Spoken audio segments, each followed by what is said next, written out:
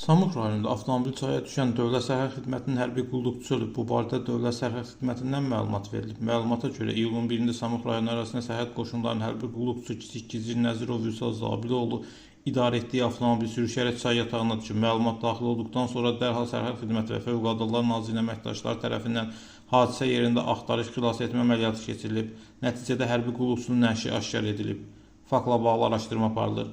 Bakı-Quba-Rusiya dövlət sərhəd istiqamətində ödənişli avtomobil yolunda ölümlə nəticələnən ağır yol nəqliyyat hadisəsi baş verib. Qəza magistralın Şabran rayon ərazisindən keçən hissəsində qeydə alınıb. İlkin məlumat əsasən Hyundai markalı minik avtomobili idarə etmədən çıxaraq yol kənarına aşıb. Hadisə nəticəsində Şəmkir rayon sakini Səma Əliyeva ölüb. Avtomobilin sürücüsü daha bir sərnişin müxtəlif dərəcəli bədən xəsarətləri alaraq xəstəxanaya çatdırılıb. Faktla bağlı araşdırma aparılır.